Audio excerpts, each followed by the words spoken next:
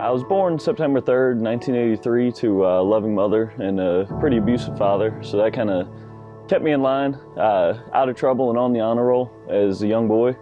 My mom carried me to church quite often when I was younger, so I really developed a knowledge for the Bible and for Jesus and what he had done for me.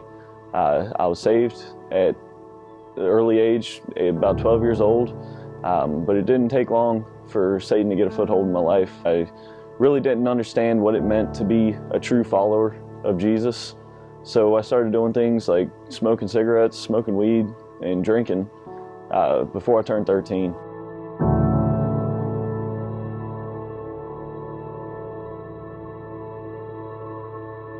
About 17 years old, I started to escalate from just smoking weed and drinking to doing things like cocaine and ecstasy, other drugs, and I really evolved into a party lifestyle.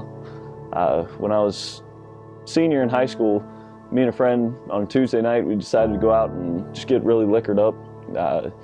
On the way home, we ended up wrecking into a tree at a really high rate of speed, and we both came out unharmed, but I just continued to ignore signs in my life that I wasn't doing what I should have been doing. I wasn't living the way that I should have. This time I pretty much abandoned God, but you know, as you'll see, he really didn't turn his back on me.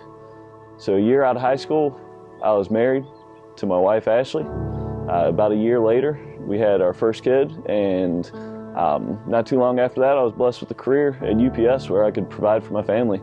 You know, you'd think all these things would be enough to kind of settle you down and help you start living, you know, your life a little bit calmer and a little bit smoother, but I just kept ignoring the signs. At that point, actually, my life started to spiral out of control quickly.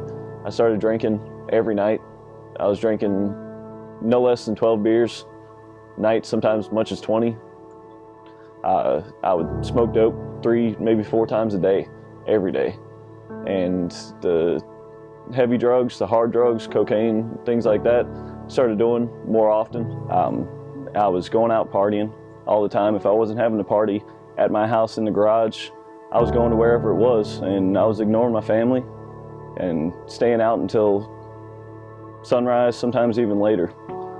Well, in 2011, I started going back to church with my family, and I started to realize that I really need a personal relationship with Jesus. You know, I started to read my Bible, and I started to study what he wanted in my life, and he took a couple of the things away from me. He took the drinking, stopped drinking every night. I stopped going out partying, stopped doing some of the things that he didn't want me to, the hard drugs, and just living the lifestyle that he didn't want me to. And you know, I started getting blessings in my life that I didn't realize that I would get, that I had no idea were coming. But I was still holding on to smoking weed. I just couldn't give it up because I was trying to do it myself. And early in 2013, I started attending a men's group with some really good guys. And the first night that we were there, we were challenged that if we had a little pet sin that we participated in every single day, or you know, even just on an occasional basis, that we needed to give it up to God and see how he would bless us and see where he would go with it. Well, at that point, I was able to stop a 17-year habit cold turkey because I gave it over to him. I fully trusted him to take it from me, and he did. And he's blessed my life abundantly since then. And I know that there's a lot of people out there right now that are going through the same thing, the same types of problems, same types of things that I've been through. And I just want to let you know that he can do the same thing for you that he's done for me if you'll just give it over to him. He will bless you infinitely, beyond your imagination, if you would just believe in him, confess him as Savior. He can do the same things for you that he's done for me.